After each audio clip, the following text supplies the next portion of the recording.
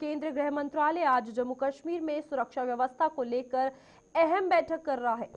केंद्रीय गृह मंत्री अमित शाह की अध्यक्षता में होने वाली इस बैठक में जम्मू कश्मीर के उपराज्यपाल मनोज सिन्हा भी मौजूद रहेंगे।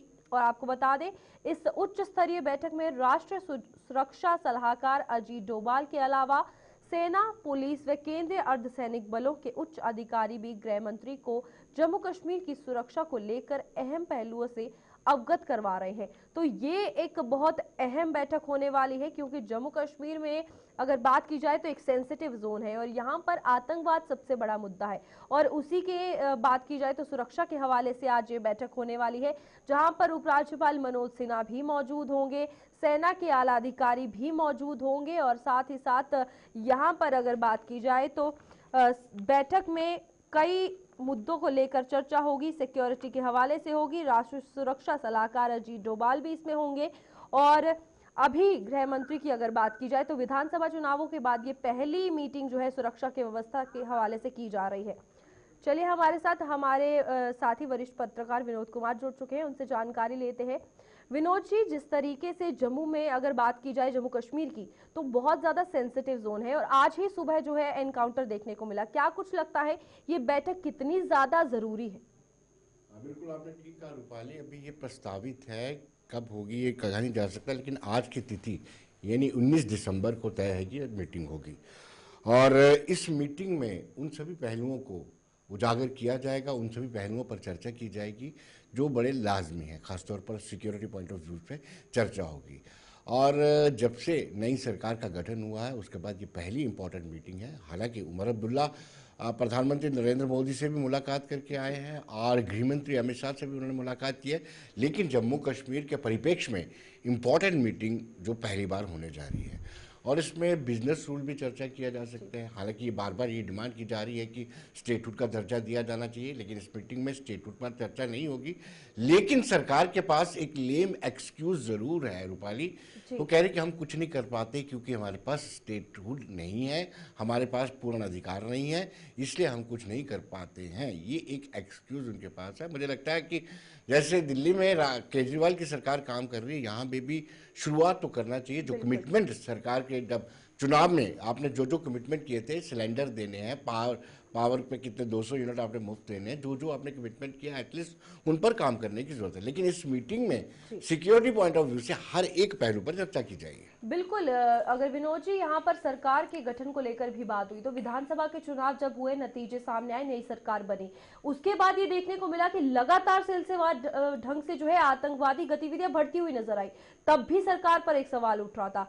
आज ये बैठक जो है गृह मंत्री द्वारा की जा रही है, क्या कुछ लगता है किस तरीके से सरकार को जम्मू कश्मीर को प्रेजेंट करना होगा? क्योंकि ये लेम रीजन जो आपने कहा सरकार दे रही है, उससे बाहर आना होगा यहाँ की सिक्योरिटी, यहाँ की सिचुएशंस को संभालने के लिए।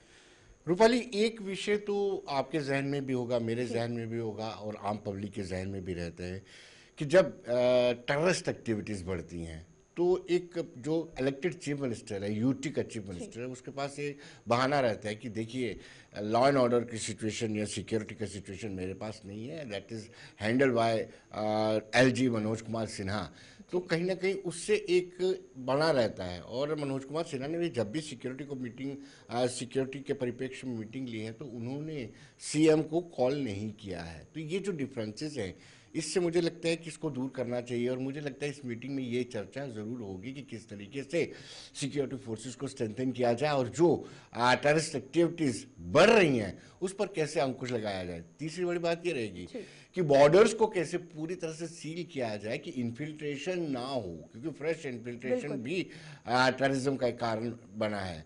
तो ये जो आज भी जिस तरीके से 5 टेररिस्ट को एलिमिनेट किया गया, उससे भी साफ जाहिर होता है कि कहीं ना कहीं अब सिक्योरिटी फोर्सेस का मोराल बूस्ट हुआ है और आने वाले दिनों में इस मीटिंग में भी कुछ अहम फैसले लिए जा सकते हैं। बिल्कुल, लेकिन विनोद जी यहाँ पर जिस तरीके से इन्फिल्ट्रेशन का मुद्दा तो है ही है, लेकिन यहाँ पर एक और बात सामने आती है, वो है ओजीडब्ल्यूज या फिर लोकल मिलिटेंट्स।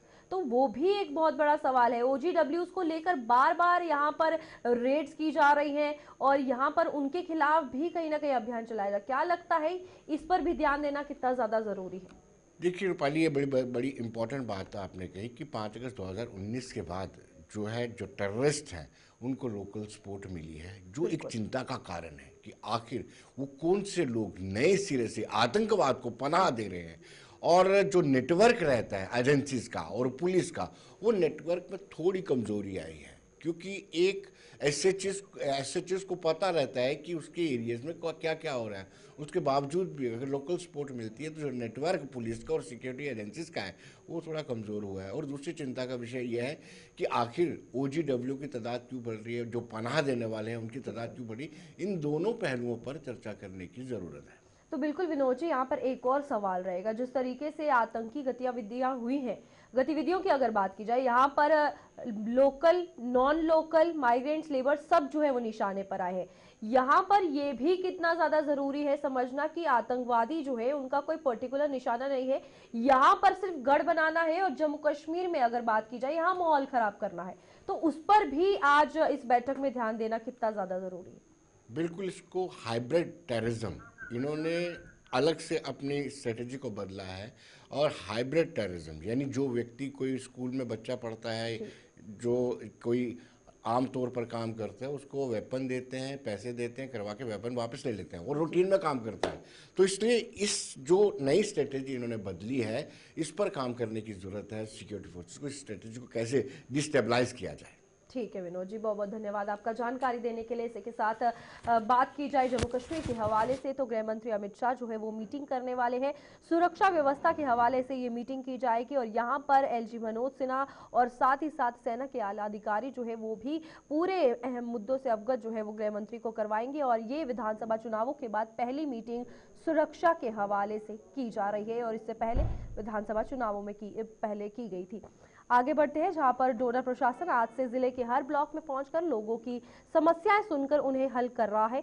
इस अभियान थीम परेशान गांव की ओर रखा गया है, जिसके तहत आज से 24 दिसंबर तक गांव-गांव में कैंप लगाकर विभिन्न सरकारी विभागों के अधिकारी लोगों को पेश आ रही समस्याएं सुनकर उन्हें मौके पर ही हल कर रहे हैं।